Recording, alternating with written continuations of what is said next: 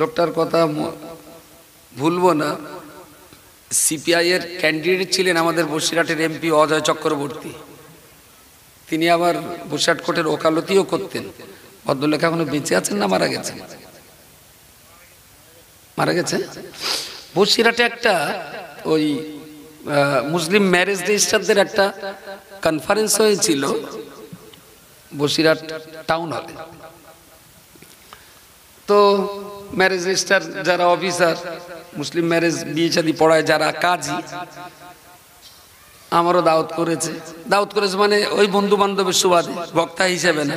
গিয়েছি, নিচে বসে আছি, তা যে দেখছি অজয় বাবু ওখানকার প্রধান গেস্ট, যেহেতু তিনি এমপি, তো উনি স্টেজে উঠেছেন। তো অজয় বাবু উঠে কিছু কথা বললেন। তার ভিতরে একটা কথা খুব দামি, আমি কখনো ভুলবো না। বলে না, দেখো তোমরা যারা এই কাজীগিরির কাজ করছো, কাজী, তোমরা একটু সমাজের মানুষের বোঝাও যেন এই পণের টাকা পয়সাটা আস্তে আস্তে বন্ধ হয়। তোমরা কাজী সাহেব, তোমরা একটু একটু বললে না, সমাজ আস্তে আস্তে ভালো হবে। আর এই যে বিয়েতে পণের টাকা লেনদেন হয়, ওই বিয়ে বাড়ি যেন তোমরা খাওয়া টাওয়া না। আমি বলি, এও তো বড় মুফতির পাল্লায় পড়লো। ওনার ধুতি পরা, একটা পাঞ্জাবি গায়ে দেওয়া, বলছে ওই বাড়ি খাবেন না কেউ। বলছে আমার বন্ধু বান্ধব আত্মীয় স্বজন যখন দাওয়াত করে বিয়ে বাড়িতে, আমি জিজ্ঞেস করে, এই তোদের এই বিয়ে থেকে টাকা পয়সা লেনদেন হয়েছে? যদি বলে হ্যাঁ, আমি অজয় চক্রবর্তী সেই বিয়েতে খাইনি। আমি বাপরে বাপ, এ তো আর এক চিশতি সাহেবের পাল্লায় পড়লো। বিরাট পরেশগার লোক, মরা বাড়ি, ওই পনের শাদী খায় না। হাসি লাগলো, কিন্তু ভেতর একটা জায়গায় মনে হচ্ছে এতটা লোকের সামনে লোকটা কি রহস্য করলো? মনে হচ্ছে না। তিনি একজন দায়িত্বশীল ব্যক্তি, এমপি, আবার উকিল, শিক্ষিত মানুষ। তা ও লোকের বক্তৃতা শেষের দিকে আমি দাঁড়িয়েছি, আমি বলি, স্যার একটা কথা একটু জানতে পারি? তাহলে হ্যাঁ বলো বলো। আমি বলি, স্যার এই পনের শাদী খাওয়া খেলি যে অসুবিধে, এটা আপনি কি করে জানেন? আমাদের ইসলাম ওটা খাওয়াটা হারাম, তা আপনি জানেন কি করে? তাই যে খোকা, আমি ইসলাম অত বুঝি সুঝি নে, তবে আমি এইটা বুঝি, যখন ছেলের বাবা মেয়ের বাবার কাছ থেকে 20-25 হাজার টাকা যখন ঝাড়ে, তখন মেয়ের বাবা কিন্তু খুব কষ্ট করেই টাকাটা দেয়, খুব কষ্ট করেই দেয়। ওই টাকাটা হলো অভিশপ্ত টাকা। আর ছেলের বাপ যখন ওই অভিশপ্ত টাকা চাল ডাল আলু গোশ দিয়ে রান্না করে, তখন ওই খাবার খেলি না পেট লাবার ভয় আছে, ডায়রিয়া হওয়ার ভয় আছে। তোমার কাছে শরীয়তটা তো আমি বুঝি না, আমি এইটা বুঝি যে টাকাটা অভিশপ্ত, তাই আমি ওই টাকা খাই না। প্রিয় শ্রোতা মণ্ডলী, মনে রাখুন, ইমাম গাজ্জালীকে প্রশ্ন করা হলো, হুজুর আপনার কাছে জানতে চাইছি, দেশের একজন আলেম জনসাধারণের দেশের জনসাধারণের প্রতি একটা আলেমের ডিউটি কতটা হতে পারে, সাধারণ জনগণের প্রতি একটা আলেমের দায়িত্ব কর্তব্য কতটা হতে পারে? ইমাম গাজ্জালী জবাব দিয়ে বললেন, ও বাবা মনে রাখো, সাধারণ জনগণের প্রতি আলেমের দায়িত্ব হাফেজ, মাওলানা, কারি, মুফতি, ইলমি দ্বীনের যারা হকদার রেখেছেন, এদের দায়িত্ব কতটা তার ব্যাখ্যা পরে দেওয়া যাবে। এক কথায় তোমাকে বলছি বাবা, সন্তানের প্রতি মায়ের দায়িত্ব যতটা, সন্তানের প্রতি মায়ের দায়িত্ব যতটা, সাধারণ জনগণের প্রতি আলেমের দায়িত্ব ততটা।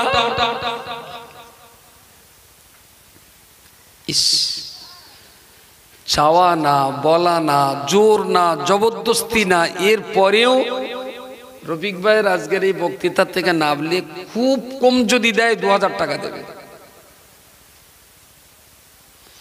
এটা কারুর কাছে শুনে বলছি না, মানুষ যেরকমটা দেয়। তবে আমার এখনো 300 টাকাও দেয়, 300 টাকাও দেয়। কেউ বলে হুজুর আজকে টাকা নি, ফোন পেতে মেরে দেওয়ান, এরকম হয়। তবে জঙ্গলের উপরে এই আশপাশে এলি 2000 টাকা কেউ দেয় না এখন, খুব কম দিলি 3.5-4, উপরে 500 দেয়। আর যার গুনতি ভুলে হয়ে যায় 5.5 দিয়ে ফেলে। আমি সব বিশ্লেষণ করে আজকের এই সবাই যদি খুব অভাবও হয়, অন্তত 2000 নিচে দেবি না। বেড়াচাপার থেকে এসছি, গাড়ি আর ড্রাইভার সব মিলিয়ে আমি ধরিয়ে নিলাম 700 টাকা খরচা, 500 টাকা তেল খরচা, 200 টাকা ড্রাইভার,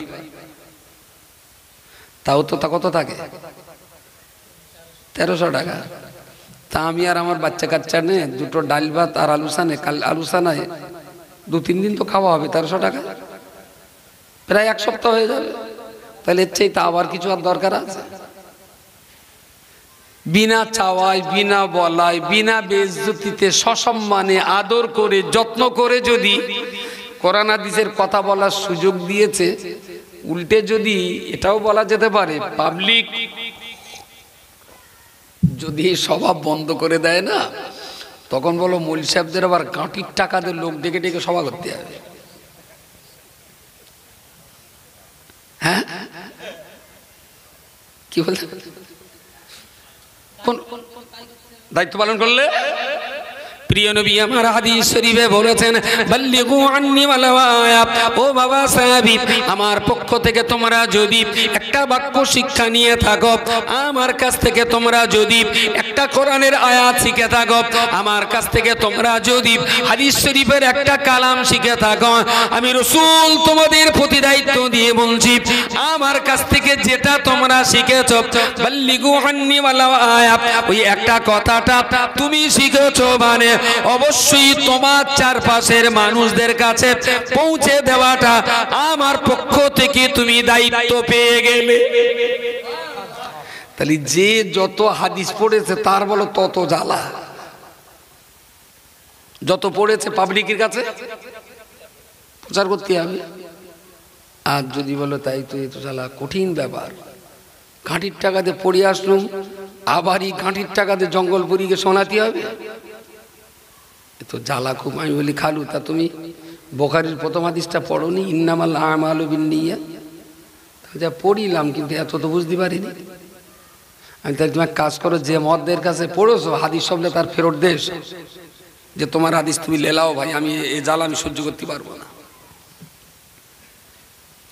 নামাজের হাদিস ছিল, রোজার হাদিস ছিল, হজ কিংবা যাকাতের হাদিস ছিল, জান্নাত জাহান্নামের হাদিস ছিল, নবী রাসূল কিংবা আল্লাহ পাক সম্পর্কিত অনেক নামি দামি কথা হাদিস শরীফে থাকার পরে দেওয়া ইমাম বুখারী রাহিমাহুল্লাহ তিনি বুখারীর হাদিস সংকলনের প্রথমেই কেন এই হাদিসটা জায়গা দিলেন, ইন্নামাল আমালু বিন্নিয়াত, ইল্লামাল আমালু বিন্নিয়াত, কেন তিনি হাদিস দিতে গেলেন? আসলে তোমরা যারা হাদিস পড়তে এসেছো, প্রথমেই তোমাদের নিয়তের ইসলাহ করে নিতে হবে, সংকল্পর শুদ্ধতা সঠিক করে নিতে হবে। কেন তুমি ইমাম বুখারীর সংকলিত এই হাদিস তুমি পড়বে? তোমার যদি এইটা মনে হয় হাদিস পড়ে টাকা রোজগার করব, তাহলে আমার এই হাদিস তোমার জন্য সংকলন করা নয়। তোমার যদি মনে হয় হাদিস পড়ে মাদ্রাসায় পড়াবো, লোকে আমার মুহাদ্দিস বলে ডাকবে, আমি ইমাম বুখারী, তোমার জন্য হাদিস আমার সংকলিত হয়নি। তোমার যদি মনে হয় হাদিস পড়ে আমি কিতাব লিখব, পৃথিবীর মানুষ আমার বড় লেখক বলে মনে করবে, তোমার জন্য আমি বুখারী এই হাদিস সংকলন কখনো করিনি। তোমার যদি মনে হয় ইমাম বুখারীর সংকলিত এই হাদিস পড়ে দেশ বিদেশ অজরুসিয়াত করে বেড়াবো, হাজার হাজার লাখ টাকা রোজগার করা হবে, আমি ইমাম বুখারী তোমার জন্য নবীর হাদিস এখানে সংকলন করিনি। তুমি আমার হাদিস তুমি পড়বে না। তোমার যদি এইটা মনে হয় রাসূলুল্লাহর হাদিস ইমাম বুখারী দেশ দেশান্তরে ছুটে ছুটে অনেক কষ্ট করে তিনি জমা করে গেছেন, ওই হাদিস আমি পড়ব, যারা পড়তে পারে না আমি তাদের পড়িয়ে দেব, যারা কখনো শুনে নাই আমি তাদের শুনিয়ে দেব, হাদিস যারা কখনো বোঝেনি আমি তাদের হাদিস বুঝিয়ে দেব। আহারে, আমার কোনো কিছুর দাবি নাই, কোনো পাওনা নাই, কোনো চুক্তি নাই। নবীর হাদিস যতটা আমি পড়ব, যত জানবো, যত বুঝবো, নবীর উম্মত দিগের মাঝখানে নিঃশর্তভাবে নবীর হাদিসগুলোকে আমি পৌঁছে দেব। ইমাম বুখারী বলেছেন, তোমার জন্য আমি বুখারী হাদিস সংকলন করে গেলাম। ইমাম বুখারী বললেন রাম ছাগল, তো প্রথমে যেটা দিলুম ওইটা পড়ে তারপর তো পথে পা বাড়াবি, যে হাদিসটা কেন পড়তে এইছিস আগে ভেবে নে। ইন্নামাল আমালু বিন্নিয়াত। সংকল্প কি? কি জন্য তুমি মাওলানা হবে? কেন তুমি মুহাদ্দিস হবে? কেন তুমি আলেম হবে? আগে নিয়তটা ঠিক করে নাও, তারপর হুজুর হইও, তারপর আলেম হইও, তারপর মাওলানা হইও, তারপর মুফতি। না না, থাক থাক, বুড়ো মানুষ না, অসুবিধা নেই, অসুবিধা নেই। বয়স হয়ে গেলে একটু ছুটি দিতে হয়। যাক, তো অজনসিয়াত করে সম্মানের সঙ্গে মানুষ যেটা দেয়, এটার অনেক দাম, অনেক দাম, অনেক দাম। হাসতে হাসতে যদি 2 টাকা দেয় না, হয়তো দাম 2 টাকা, কিন্তু মূল্য অনেক বেশি, অনেক বেশি। আমার লোকটার কথা ভুলবো না, সিপিআই এর ক্যান্ডিডেট ছিলেন আমাদের বসিরহাটের এমপি অজয় চক্রবর্তী। তিনি আবার বসিরহাট কোর্টের ওকালতিও করতেন। ভদ্রলোক এখনো বেঁচে আছেন না মারা গেছেন? মারা গেছে। বসিরহাটে একটা ওই মুসলিম ম্যারেজ রেজিস্ট্রারদের একটা কনফারেন্স হয়েছিল বসিরহাট টাউন হলে। তো ম্যারেজ রেজিস্ট্রার যারা অফিসার, মুসলিম ম্যারেজ বিয়ে শাদী পড়ায় যারা কাজী, আমারও দাওয়াত করেছে। দাওয়াত করেছে মানে ওই বন্ধু বান্ধবের সুবাদে, বক্তা হিসেবে না। গিয়েছি, নিচে বসে আছি, তা যে দেখছি অজয় বাবু ওখানকার প্রধান গেস্ট, যেহেতু তিনি এমপি, তো উনি স্টেজে উঠেছেন। তো অজয় বাবু উঠে কিছু কথা বললেন, তার ভিতরে একটা কথা খুব দামি, আমি কখনো ভুলবো না। বলে, না দেখো, তোমরা যারা এই কাজীগিরির কাজ করছো, কাজী, তোমরা একটু সমাজের মানুষের বোঝাও যেন এই পণের টাকা পয়সাটা আস্তে আস্তে বন্ধ হয়। তোমরা কাজী সাহেব, তোমরা একটু একটু বললে না, সমাজ আস্তে আস্তে ভালো হবে। আর এই যে বিয়েতে পণের টাকা লেনদেন হয়, ওই বিয়ে বাড়ি যেন তোমরা খাওয়া টাওয়া না। আমি বলি, এও তো বড় মুফতির পাল্লায় পড়লো। ওনার ধুতি পরা, একটা পাঞ্জাবি গায়ে দেওয়া, বলছে ওই বাড়ি খাবেন না কেউ? বলছে আমার বন্ধু বান্ধব আত্মীয় স্বজন যখন দাওয়াত করে বিয়ে বাড়িতে, আমি জিজ্ঞেস করে, এই তোদের এই বিয়ে থেকে টাকা পয়সা লেনদেন হয়েছে? যদি বলে হ্যাঁ, আমি অজয় চক্রবর্তী সেই বিয়েতে খাইনি। আমি বাপরে বাপ, এ তো আর এক চিশতি সাহেবের পাল্লায় পড়লো। বিরাট পরেশগার লোক, মরা বাড়ি, ওই পনের শাদী খায় না। হাসি লাগলো, কিন্তু ভেতর একটা জায়গায় মনে হচ্ছে এতটা লোকের সামনে লোকটা কি রহস্য করলো? মনে হচ্ছে না। তিনি একজন দায়িত্বশীল ব্যক্তি, এমপি, আবার উকিল, শিক্ষিত মানুষ। তা ও লোকের বক্তৃতা শেষের দিকে আমি দাঁড়িয়েছি, আমি বলি, স্যার একটা কথা একটু জানতে পারি? তাহলে হ্যাঁ বলো বলো। আমি বলি, স্যার এই পনের শাদী খাওয়া খেলি যে অসুবিধে, এটা আপনি কি করে জানেন? আমাদের ইসলাম ওটা খাওয়াটা হারাম, তা আপনি জানেন কি করে? তাই খোকা, আমি ইসলাম অত বুঝি সুঝি নে, তবে আমি এইটা বুঝি, যখন ছেলের বাবা মেয়ের বাবার কাছ থেকে 20-25 হাজার টাকা যখন ঝাড়ে, তখন মেয়ের বাবা কিন্তু খুব কষ্ট করেই টাকাটা দেয়, খুব কষ্ট করেই দেয়। ওই টাকাটা হলো অভিশপ্ত টাকা। আর ছেলের বাপ যখন ওই অভিশপ্ত টাকা চাল ডাল আলু গোশ দিয়ে রান্না করে, তখন ওই খাবার খেলি না পেট লাবার ভয় আছে, ডায়রিয়া হওয়ার ভয় আছে। তোমার কাছে শরীয়তটা তো আমি বুঝি না, আমি এইটা বুঝি যে টাকাটা অভিশপ্ত, তাই আমি ওই টাকা খাই না। আচ্ছা, কথাটা খুব গভীর কথা না? টাকাটা অভিশপ্ত টাকা, সেই জন্য আমি ওই টাকার শাদী খাই না। বললো, মেয়ের বাড়ি যদি বলে আমি খাই, কারণ সে অত্যাচারের শিকার, সে নেয়নি, সে দিয়েছে। কিন্তু ছেলের বাড়ি যদি টাকা নিয়ে শাদী করে, আমি সেই শাদী কখনো খাই না, যাইও না তাদের বাড়িতে, কারণ ওর অভিশপ্ত, ওটা কলঙ্কিত টাকা। ওই টাকাটা স্বাস্থ্যের জন্য ভালো না, জীবনের জন্য ভালো না, তাই আমি ওই টাকাটা খাই না। আচ্ছা, একজন হিন্দু ভদ্রলোক, আমি এটা খুব একটা গুরুত্বপূর্ণ কথা, তো অনেক বছর আগে, আমার বয়স এখন 51 বছর, আর কথাটা খুব কম হলেও 24-25 বছরের দিকে হবে। কিন্তু একদম জলজল করছে আমার চোখের সামনে, মনে হচ্ছে ধুতি পরে লোক এখন আমার সামনে আছে। কথাটা খুব গুরুত্বপূর্ণ। আচ্ছা, সভা করে যখন জোর জবরদস্তি 10-15 হাজার টাকা কমিটির কাছ থেকে নেওয়া হয়, এরা কি খুব আনন্দ করে দেয় বলে মনে হয়? যখন জোর জবরদস্তি নেওয়া হয়, এই বাকি টাকা না দিলে কিয়ামতের দিন বুঝে নেবো, এই টাকাটা দিলে না কেন, সভা কমিটি খুব আনন্দ করে দেয় বলে মনে হয়? তাহলে এটাও অভিশপ্ত।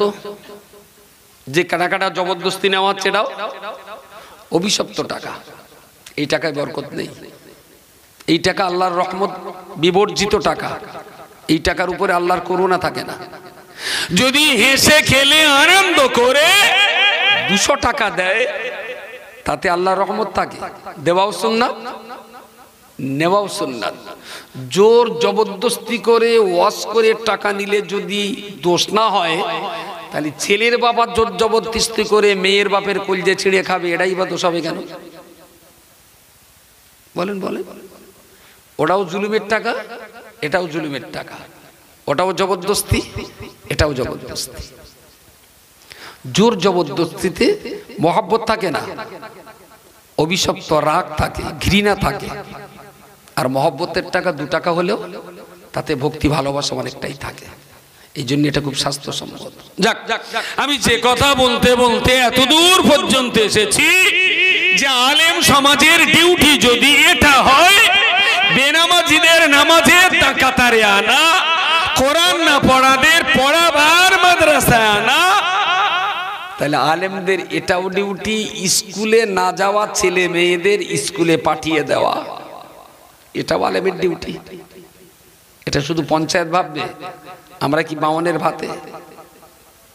সমাজে শান্তি প্রতিষ্ঠা করার দায়িত্ব শুধুমাত্র প্রধান মেম্বারদের নয়, দায়িত্ব মুসলমানদেরও আছে, দায়িত্ব আমাদেরও আছে। মাঝে মাঝে না মাথা কাজ করে না, এই এখন থেকে বেরিয়ে যাব, জানি না হয়তো কপাল খারাপ হলে আজকে কপালে নাও পড়তে পারে, কিন্তু সবাই রাস্তা দিয়ে আসি যাই দেখি রাস্তার ধারে ছোট ছোট বাচ্চা বাচ্চা ছেলেরা মোবাইল নেয়, 2টো আঙুল একদম কম্পিউটারের মতন চলছে।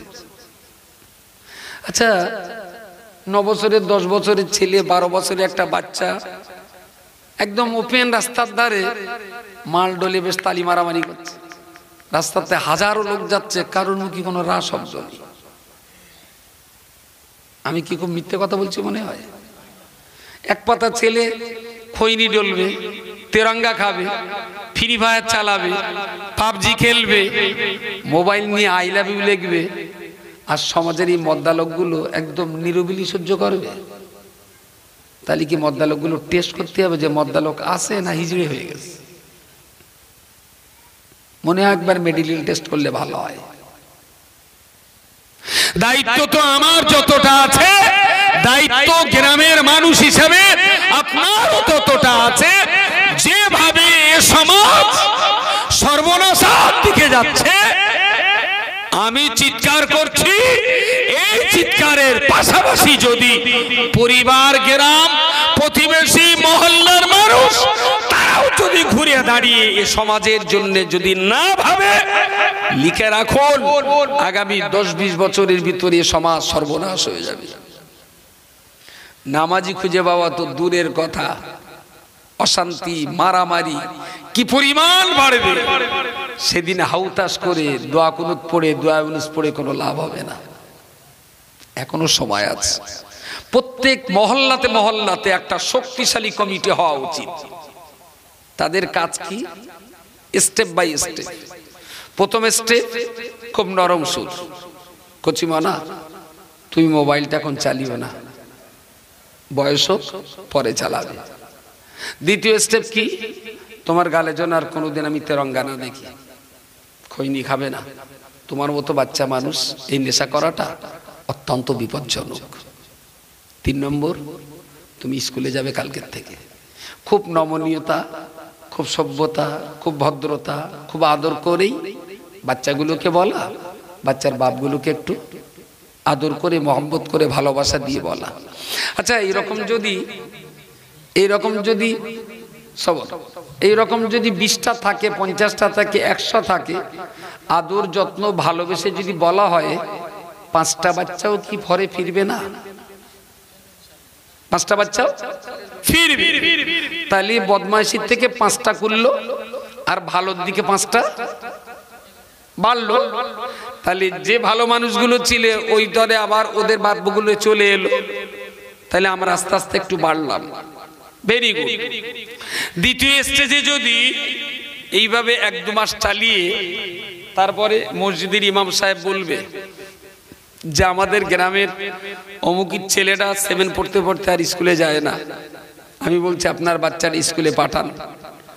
অমুকের নাতিটা 5 পড়তে পড়তে আর স্কুলে যায় না, বাচ্চাটাকে একটু স্কুলে পাঠান। গ্রামের অমুক অমুকের বাড়ি এই বাচ্চাগুলো আছে, তারা মক্তবে একটু কোরআন শেখে না, আপনাদের বাচ্চাগুলোকে মক্তবে পাঠান, একটু আল্লাহর কোরআন পড়ুক। মসজিদের ইমাম সাহেব কথা বলবে, আদর করে, মহব্বত করে, ভালোবেসেই বলবে। Second stoppage.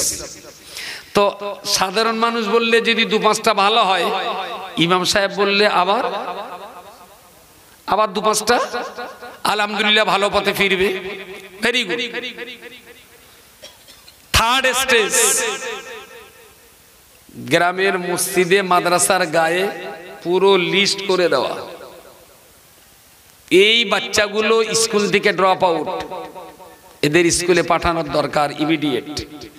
এই বাচ্চাগুলো গ্রামের মক্তব চলছে অথচ তারা পড়াচ্ছেন না, তাদের বাচ্চাগুলো মক্তবে আসা উচিত। গ্রামবাসীদের কাছে দাবি করছি, আপনারা আপনাদের এই বাচ্চাগুলো একটু মক্তবে পাঠান, স্কুলে পাঠান। ওরা স্কুলে পড়বে, ওরা মক্তবে পড়বে। Very good. 4 নম্বর স্টেজে দেখবেন গ্রামের ভালো মানুষ আর খারাপ মানুষ খানিকটা অমতাজুল ইয়াউমা আইয়ুহাল মুজরিমুন একটু ভাগ হয়ে যাচ্ছে। কিন্তু এর মাঝখানে কিছু মানুষ বলবে, বলো এই দেখো ওর ছেলে স্কুলে যায় না, ওর মেয়ে পড়তে যায় না, ওর নাতি খৈনি খায়, ওর মেয়েরা তেরঙ্গা খায়, তা আমরা কি করব? খাচ্ছে খাক গেছে। Very good. ওর ছেলে ওর মেয়ে যা ইচ্ছা তাই করবে, 6 মাস পরে যদি বিয়ে করে এসে চৌমাথার মোড়ে যদি বাসর ঘর করে, যে ওর বউ নিয়ে চা পারে করুক, তোর কানা গলাবার কি, সেটাও কি মেনে নেবেন? চৌমাথার খোলা জায়গায় কথা বলেন না কেন? বাসর ঘর বোঝা যায়নি, বাংলায় বলবো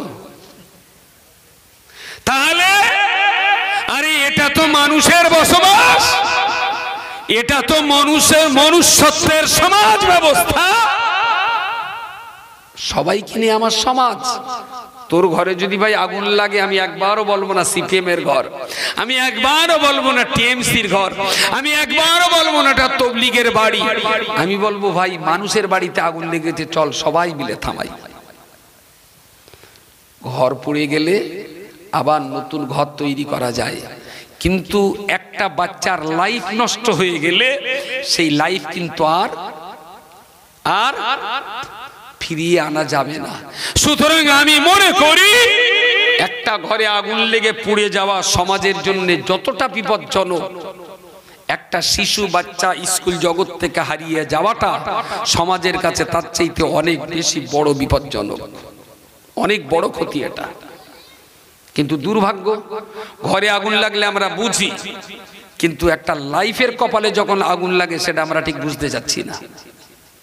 আমি খুব বিনয়ের সঙ্গে বলছি, আল্লাহর রাস্তে বলছি, মেহেরবানি করে দয়া করে সমাজটাকে বাঁচান। কেন বলছি? আমি যে জায়গাটা আছি, আমার সামনে পিছনে ডাইনে বামে আমার চারিপাশটা যদি ভালো থাকে তাহলে আমি ভালো থাকতে পারবো, তাই না? আর আমার চারিপাশটা যদি ভালো না থাকে, আমি কিন্তু হাজার চেষ্টা করেও ওই কবলে পড়তে হবে, আমি কিন্তু ভালো থাকতে পারবো না। আমি বলছি পাশের বাচ্চাগুলো কি স্কুলে পাঠাতে বলছি কেন? আপনার ভালোর জন্য। আপনি ভালো থাকতে হলে ওই বাচ্চাগুলো স্কুলে যাওয়াটা জরুরি। আপনাকে ভালো থাকার জন্য প্রতিবেশীর বাচ্চাগুলো মসজিদে যাওয়াটা, মক্তবে পড়াটা খুব জরুরি, খুব জরুরি। আপনাকে ভালো থাকার জন্য আপনার বাড়ির চারপাশে ছোট ছোট বাচ্চাদের হাত থেকে মোবাইলগুলো কেড়ে নেওয়া, এটাও খুব জরুরি। আচ্ছা, সব কথা বাদ দেন, আমরা তো পিতা হয়েছি, আমরা বাপ হয়েছি, আলহামদুলিল্লাহ। তা আমি যদি আমার ছেলেটার কাছ থেকে মোবাইল কেড়ে নিই, কি হতে পারে? আমার বাচ্চা ছেলেটা 5 বছর 7 বছরের ছেলে মোবাইল চালায়, আমি তার হাত থেকে কেড়ে নিয়ে বললাম আর দেবো না, কি ঘটতে পারে? বলেন বলেন। বড় জোর 2 দিন খাবে না, তা 2 দিন না খেয়ে, ও যা বলেছে ওর কথা একটা আমার গল্প বলতেই হয়। হ্যাঁ, তা দাঁড়ান, সেদিকেও যাবো কেন? তা একদিকে সেলাই করে নিয়ে উল্টে আবার সেলাই মারবো।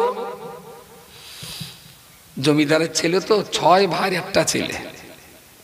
এখন কি করে রাগ করে আমি আর ভাত খাবো না। এখন ভাত খাবো না বলতে ঘরের ভেতরে গিয়ে ভেতর দিতে তখনকার দিনে হুড়কো লাঠি, সেই হুড়কো লাঠি দেশে সে আর কারুর কথায় দরজা খোলে না, ভাত খাবে না।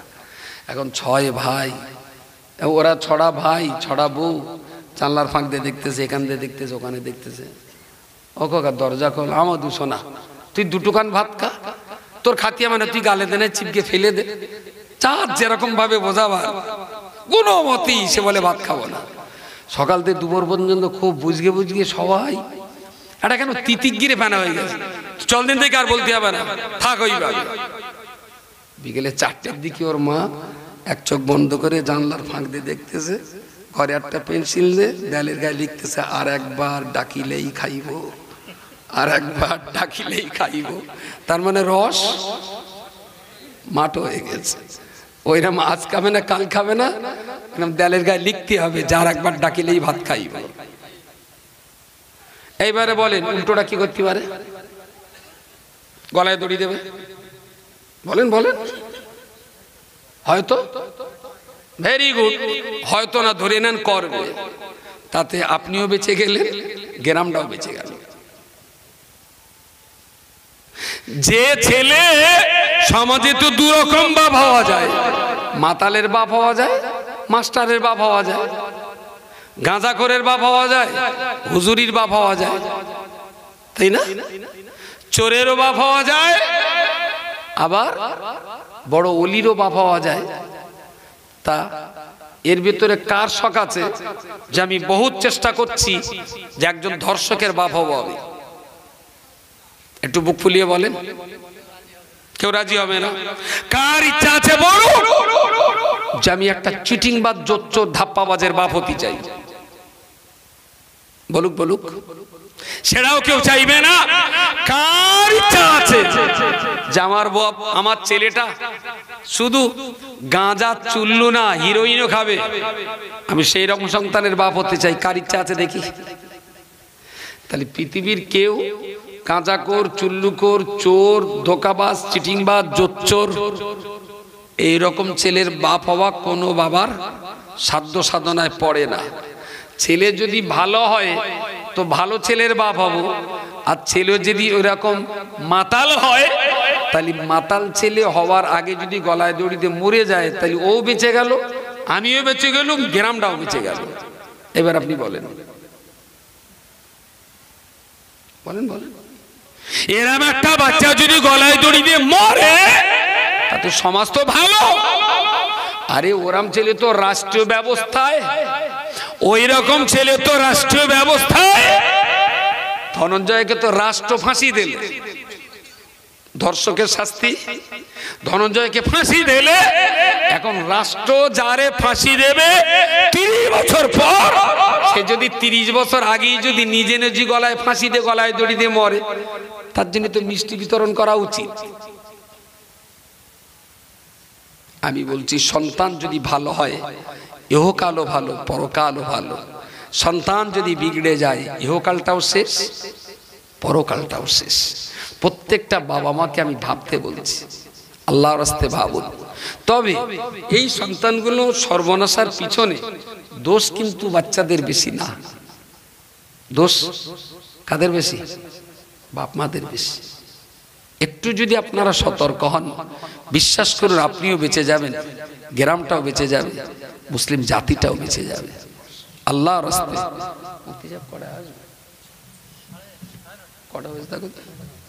কটা 22 সমাজটাও বেঁচে যাবে, আমরাও বেঁচে যাব।